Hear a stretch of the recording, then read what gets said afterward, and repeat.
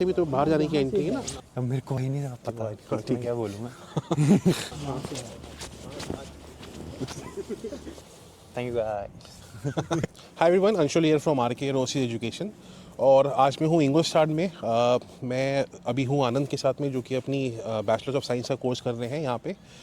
यहाँ पे नहीं कर रही, इनफैक्ट ये कोर्स कर रहे हैं अपना OTH रेगेंसबर्ग में, है ना। तो इनका जो बैचलर्स ऑफ साइंस का मैकेनिकल इंजीनियरिंग का जो कोर्स है वो ये कर रहे हैं OTH रेगेंसबर्ग में। तो हमारे पास भी थोड़ा सा टाइम कम था, तो मैंने रिक्वेस्ट किया आनंद को कि वो इंग्लिश स्टार्ट ही आ जाए, क्योंकि इंग्लिश स्टार्ट में मेरे और भी स्टूडेंट्स हैं जो KU इंग्लिश स्टार्ट में पढ़ रहे हैं, TH इंग्लिश स्टार्ट में पढ़ रहे हैं, तो मेरे को उनसे ही मिलना था। तो थैंक यू आनंद, तुम भी रेगेंसबर्ग से यहाँ पे आ गए ताकि अपने सबसे ही मिल सकते हैं। Thank you. और इस वीडियो को देखो बनाने का पर्पस ये है कि अभी हो क्या रहा है कि अभी इंडिया में जर्मनी का क्योंकि कितना डिमांड बढ़ चुका है कि भाई आप लोग को जर्मनी आके अपनी बैचलर्स की या मास्टर्स की पढ़ाई करनी होती है। तो वहाँ पे मैंने देख रहा हूँ कि बहुत सारे बच्चे मेरे पास डायरेक्टली सिर्फ जब वीज़ा के लिए आ रहे होते हैं ना, तो वो मेरे पास में कौन सा एडमिशन लेटर लेके आते हैं, वो आते हैं कि मैं बैचलर्स करने जा रहा हूँ एक प्राइवेट यूनिवर्सिटी में। वो मैक्सिमम आपकी बर्लिन की होती है ना। और हम लोग जो मैं बहुत पहले से 3-4 साल पहले से भी जो मैं यहाँ पे जो वीडियोस हम लोग जब बनाते थे, तो मैं बताता था कि भाई आप इंडिया से अगर फर्स्ट ईयर कर लेते हो वहाँ पे अपने किसी एक कोर्स का, तो आपको जर्मनी में पब्लिक यूनिवर्सिटी में डायरेक्टली एडमिशन मिल जाता है बैचलर्स फर्स्ट सेमेस्टर से पढ़ने के लिए। तो आनंद भी जो OTH रेगेंसबर्ग में जो पढ़ाई हो रही है इनकी मैकेनिकल इंजीनियरिंग की बैचलर्स में, वो डायरेक्टली जो इंग्लिश टॉट प्रोग्राम है, पूरा कम्प्लीटली इंग्लिश टॉट प्रोग्राम में आता है वो। और साथ के साथ में वो डायरेक्टली बैचलर्स फर्स्ट सेमेस्टर से अपनी पढ़ाई शुरू की है, उनको स्टूडेंट को करने की जरूरत नहीं पड़ी है यहाँ पे आने के बाद। तो एक बार आने से मैं बोलूँगा कि वो इंट्रोडक्शन आप अपना देना, उसके बाद हम लोग डिस्कस करेंगे कि कैसे इस कोर्स में एडमिशन हुआ, क्या क्या चीज़ें रिक्वायरमेंट वगैरह आती है ना। प्लीज़। तो हाय, मेरा नाम आनंद है। जैसे सर ने बताया, OTH रेगेंसबर्ग में मैं पढ़ता हूँ। मैंने अपना 1 साल बैचलर्स इंडिया में ही किया था। स्कूलिंग मेरी मैं देहरादून से हूँ, तो मेरी स्कूलिंग देहरादून से ही है। तो जो बैचलर्स का कोर्स है अभी दोबारा BSc मैकेनिकल इंजीनियरिंग, ये कितने सेमेस्टर का कोर्स है?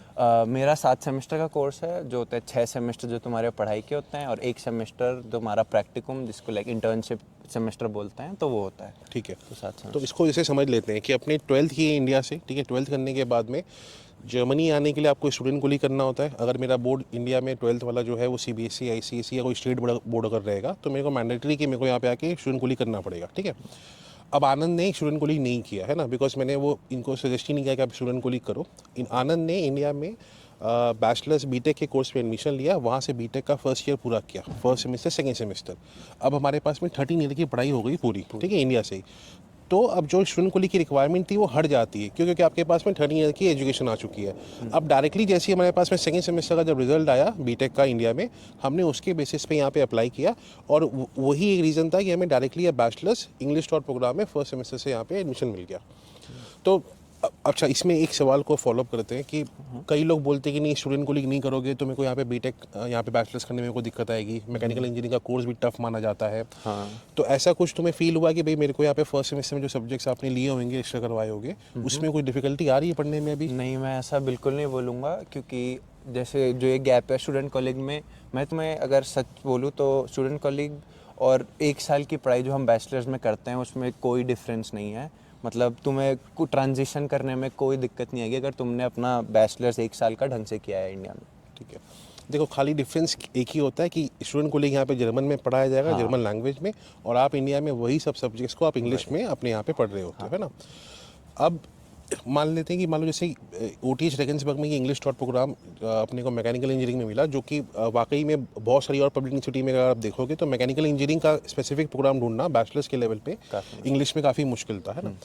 उसके लिए अब ऐसा नहीं कि हमने सिर्फ इंडिया से फर्स्ट ईयर कर दिया तो मेरा एडमिशन यहाँ पे कंफर्म हो गया, है ना। और भी प्रिपरेशन चाहिए होती है। क्यों? क्योंकि आपके पास पूरा 1 साल आप इंडिया में भी अगर लगा रहे हो, तो आपको ये भी समझना होगा कि मेरे को साथ में क्या क्या चीज़ें करनी पड़ती है ना।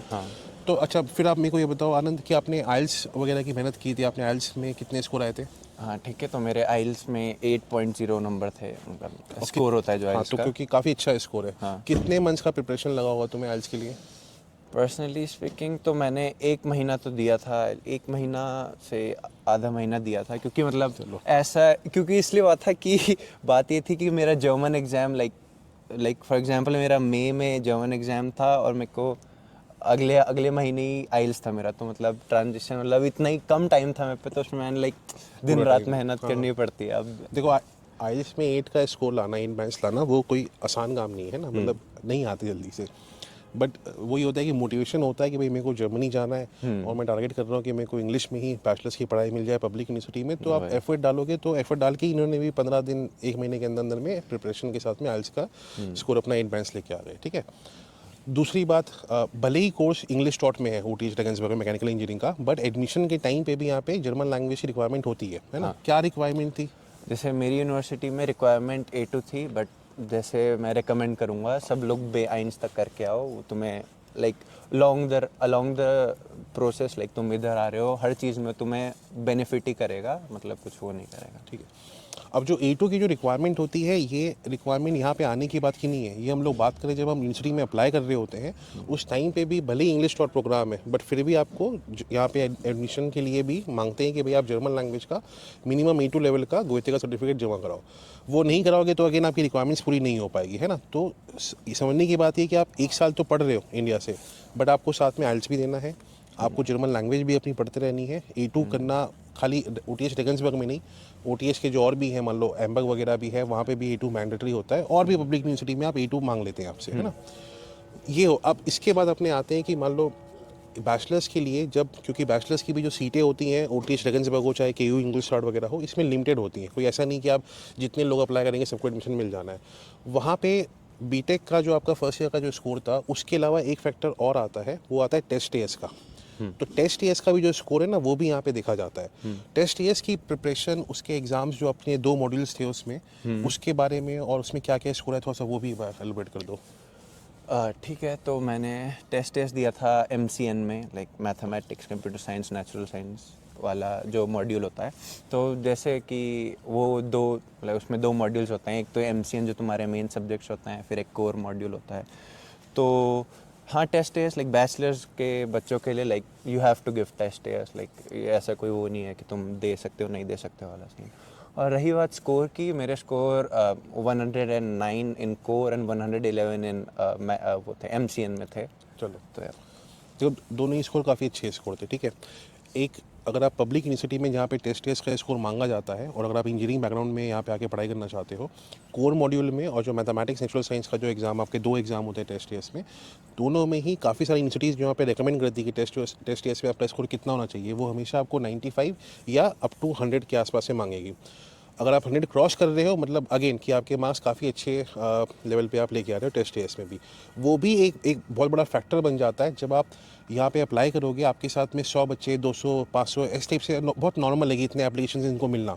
अब जब ये फ़िल्टर आउट करना शुरू करते हैं स्टूडेंट्स को कि भाई किसको किसको लिया जाए, फर्स्ट ईयर का जो स्कोर था वो आपका एक मान लो 7.5 8 CGPA के आसपास में बहुत लोग के आ गए, है ना। आइल्स में होता है क्या है कि आप आइल्स में मिनिमम जो रिक्वायरमेंट है यूनिवर्सिटी की, अगर यूनिवर्सिटी ने 6.5 मांगा हुआ है और आपके चलो 8 भी आ गए, है ना, तो आपने तो बहुत अच्छा स्कोर किया, बट उसको 6.5 वाला को भी वो एलिजिबल बन जाएगा जिसके 6.5 भी अगर आ रखे हैं। तो डिसाइडिंग फैक्टर बनता है TestAS का कि TestAS में आपने कितना स्कोर किया है। तो ज़रूरी है कि आप TestAS में भी अच्छे से परफॉर्म करो, उसको लाइटली मत लो, उसको ऐसे सोचना बंद कर दो कि भाई वो खाली वीज़ा के लिए एक मैंडेटरी रिक्वायरमेंट टाइप से आ रखा है, क्योंकि उससे कुछ नहीं होने का, है ना। उससे प्राइवेट के लिए चलता है, पब्लिक में हर इनटेक में कॉम्पिटिशन बढ़ेगा ही बढ़ेगा, ठीक है। तो ये 3 अपनी हो गई रिक्वायरमेंट का। अब APS का भी सर्टिफिकेट चाहिए, है ना। तो APS भी काफ़ी इंपॉर्टेंट रोल प्ले करता है। क्यों? क्योंकि आज के टाइम में अब ऐसा हो गया कि APS को इंट्रोड्यूस हुए लगभग 2 साल अब पूरे हो चुके हैं, ठीक है। और ये हर जैसे जैसे इन लोग का टाइम बढ़ते जा रहा है, ये APS की जो रिक्वायरमेंट है वो एडमिशन के लिए मैंडेटरी कर दी है हर यूनिवर्सिटी में। ऐसी अब कोई यूनिवर्सिटी है नहीं जहाँ पे APS के बिना आप सोचो कि मेरे को एडमिशन मिल जाए वहाँ पे। वीज़ा के टाइम पे भी ऐसा कुछ चैलेंजेस वगैरह आए थे? लकीली अब मैं हूँ जर्मनी में, अब तो ऐसा है। तो ऐसा मैं बोलूँगा VFS में मेरे को कोई चैलेंजेस फेस नहीं हुए, और जो भी थे थोड़े बहुत वो सब आप लोगों ने सब तो तुम्हारा आराम से ही हो देखो, गया था। आनंद का ना काम वैसे काफ़ी स्मूथ हुआ है, ठीक है? तो ये मतलब इसको दिक्कतें ज़्यादा आई नहीं थी। इसका शायद वीज़ा भी तुम्हारा 10-15 दिन कितना? हाँ, मेरा वीज़ा लाइक 10 दिन में आ गया था। मतलब मेरा 29 अगस्त को वो था अपॉइंटमेंट VFS का, और मेरा 10 सितंबर को वीज़ा आ गया था। ठीक है, तो काफ़ी जल्दी, देखो दिल्ली के हिसाब से, दिल्ली एम्बेसी के हिसाब से 10 दिन में वीज़ा आना मतलब बहुत अच्छी बात है, आपका इतना आ जाता है, ठीक है। तो कुल मिला के बात ये कि अगर आप डायरेक्टली फर्स्ट ईयर के थ्रू यहाँ पे अगर आप डायरेक्टली एडमिशन बैचलर्स लेना चाहते हो, तो वो एक अच्छा अल्टरनेटिव बन सकता है। आप स्टूडेंट कोलिग के थ्रू भी आ सकते हो, उसमें कोई प्रॉब्लम नहीं है, बट आपको खाली बस ये ध्यान रखना पड़ेगा कि जब आप स्टूडेंट कोलिग में आते हो, आपको ये पता होना चाहिए कि आपको एंट्रेंस एग्जाम देना ही देना है यहाँ पे किसी भी यूनिवर्सिटी के स्टूडेंट कोलिग में आने के लिए। और उसके बाद में फिर आपको जब वो 1 साल की स्टूडेंट कोलिग जब हो रही होगी, तो आपको दोबारा से FSP का जो असेसमेंट एग्जाम है वो भी देना होता है। और उसमें कई बार मैंने जो देखा है, जो फील किया है स्टूडेंट्स के साथ में, कि आपका कोई ना 6 महीने का गैप आ जाता है। अगर आपका एग्ज़ाम नहीं मिस दे पाए या आपके एग्ज़ाम में पास नहीं कर पा रहे, तो आपको दोबारा 6 महीने के बाद फिर वेट करोगे। उस केस में ये एक बहुत अच्छा एक प्रोसेस है कि भाई आप फर्स्ट ईयर इंडिया से करो। और काफ़ी सारी यूनिवर्सिटीज़, पब्लिक यूनिवर्सिटीज़ जो है वो इंग्लिश टॉप प्रोग्राम सब इंट्रोड्यूस कर रही है। हर इनटेक में मेरे को कोई ना कोई यूनिवर्सिटीज़ और मिलती हैं पब्लिक में जिसमें इंट्रोड्यूस हो रहे हैं वाले कोर्सेज। तो आप लोग भी अगर मान लो बैचलर्स या मास्टर्स अगर आप जर्मनी में पब्लिक यूनिवर्सिटी के लिए प्लान कर रहे हो, या ये English taught program first year का अगर आप प्लानिंग कर रहे हो कि आपको जर्मनी में आके बैचलर्स की पढ़ाई करनी है, तो आप लोग कांटेक्ट कर सकते हो। आप ईमेल करो, कॉल करो, कमेंट्स में मेरे को क्वेरी लिख के भेजो कि क्या क्या चीज़ें डाउट्स आ रही है ना। Will be happy to get in touch with you. And thank you Anand, आपने टाइम दिया। We have explain everything in very detail. तो keep watching us, keep supporting us. Thank you.